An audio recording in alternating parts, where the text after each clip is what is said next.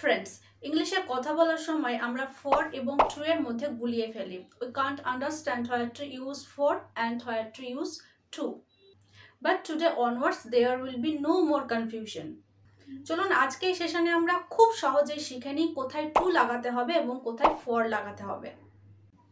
প্রথমটা হলো ট্রাভেল। ট্রাভেলের ক্ষেত্রেও আমরা টু এবং ফর দুটোই ব্যবহার করি, কিন্তু একটু পার্থক্য আছে। তাহলে টু কোথায় বসাবো? ট্রাভেল টু সামহোয়ার অর্থাৎ কোনো জায়গার নাম বোঝালে কোথায় আমরা যাব, কোথায় যাচ্ছি বা গিয়েছিল, এক্ষেত্রে যখন আমরা কোনো প্লেসের নাম বোঝাবো সেক্ষেত্রে টু বসাবো। ট্রাভেল টু সামহোয়ার অর্থাৎ জায়গার নাম বোঝাবে, যে কোনো জায়গা হতে পারে। যেমন I am going to Shimla. I am going to Shimla, to এর পরে একটা জায়গার নাম বসিয়েছি, অর্থাৎ আমি সিমলা যাচ্ছি। এখানে জায়গার নাম, প্লেসের নাম বোঝানো হয়েছে, সেই কারণে টু বসেছে তার আগে। আর একটা উদাহরণ, যেমন have you ever been to Paris. Have you ever been to Paris, তুমি কোনোদিন প্যারিসে গেছো? প্যারিসের আগে টু বসানো হয়েছে কারণ প্যারিস এখানে একটা জায়গার নাম বোঝানো হয়েছে। কিন্তু ফর কখন বসাবো? ট্রাভেলের ক্ষেত্রেও ফর বসবে যখন সেটা টাইম বোঝাবে। ট্রাভেল করছি, কত সময় ধরে করছি সেটা বোঝাবে। শুধু টাইমই নয়, টাইমের সাথে যখন পারপাস বোঝাবে, অর্থাৎ টাইম এবং পারপাস বোঝাতে ফর ব্যবহার করব। অর্থাৎ কতক্ষণ সময় ধরে যাচ্ছি অথবা কোন উদ্দেশ্যে আমি কোনো জায়গায় যাচ্ছি, ট্রাভেল করছি কোথাও, কোন উদ্দেশ্য, কারণটা কি, সেক্ষেত্রেও আমরা ফর ব্যবহার করব। যেমন we have been travelling for 2 hours। We have been travelling for 2 hours, এখানে সময় উল্লেখ করা হয়েছে যে আমি আমরা 2 ঘন্টা ধরে ট্রাভেল করছি, সেই কারণে ফর বসেছে, টু বসেনি। পারপাসের ক্ষেত্রে যেমন he went abroad for work. He went abroad for work, সে কাজের জন্য বিদেশ গিয়েছিল। এখানে পারপাসটা কি? কাজ, সেই কারণে ওয়ার্কের আগে ফর বসেছে। আরও যেমন we are going for a picnic. We are going for a picnic, আমরা পিকনিকে যাচ্ছি। উদ্দেশ্যটা কি? পিকনিক করা আমাদের উদ্দেশ্য, সেই কারণে পিকনিকের আগে ফর বসেছে, টু বসেনি। আশা করি এই কনসেপ্টটা ক্লিয়ার হলো। এবার আসি রিজন বা মোটিভে। রিজন কারণ, উদ্দেশ্যর ক্ষেত্রেও আমরা বোথ টু এবং ফর ব্যবহার করি, কিন্তু আলাদা আলাদা ক্ষেত্রে। We use to when reason or motive is a verb। যখন টু ব্যবহার করব তখন এর পরে সব সময় কারণটা ভার্ব হবে, ক্রিয়া হবে। অর্থাৎ কোনো কাজ বোঝাতে, ক্রিয়া বোঝাতে এই যখন ক্রিয়াটা যখন মোটিভ হবে, আমাদের রিজন হবে ক্রিয়াটা, তখন আমাদের তার আগে টু বসাতে হবে। But we use for when the reason or motive is a noun। For কখন বসাবো? যখন রিজনটা বা মোটিভটা নাউন হবে। অর্থাৎ মোটিভটা যখন নাউন হবে তার আগে আমরা ফর বসাবো, এবং মোটিভটা বা রিজনটা যখন ভার্ব হবে তার আগে আমরা অলওয়েজ টু বসাবো। যেমন I walk to stay healthy.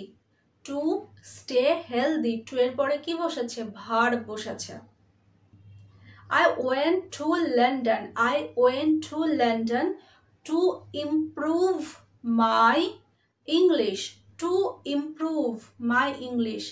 To এর পরে কি বসেছে? improve, যেটা একটি verb, to improve my English। এবার for I play kabaddi. I play kabaddi for my health। For এর পরে কি বসাচ্ছে? মাই হেলথ, যেটা একটি noun, health. I play kabaddi for my health. আর একটা যেমন he bought a cake for his sister's birthday. He bought a cake for his sister's birthday. ফরের পরে কি বসাচ্ছে? সিস্টার্স বার্থডে, বার্থডে যেটা একটা নাউন। এটা থেকে আমরা বুঝতে পারলাম যে টু এর পরে যখন কোনো রিজন আসবে তখন অলওয়েজ ভার্ব হবে, এবং ফরের পরে যখন কোনো রিজন আসবে তখন অলওয়েজ নাউন হবে। এবার আসি টাইমের ক্ষেত্রে, কখন টু বসাবো কখন ফর বসাবো। টু কখন বসাবো, যখন একটা স্পেসিফিক টাইম আমরা উল্লেখ করব, স্পেসিফিক টাইম, যেমন 6:30, 11:15, 11:15, এইসব ক্ষেত্রে অর্থাৎ একটা স্পেসিফিক টাইম বোঝাচ্ছে, সেক্ষেত্রে আমরা টু বসাবো। আর ফর কখন বসাবো, যখন স্পেসিফিক কোনো টাইম বোঝাবে না, আ পিরিয়ড অফ টাইম বোঝাবে, আ পিরিয়ড অফ টাইম, সেক্ষেত্রে আমরা ফর বসাবো।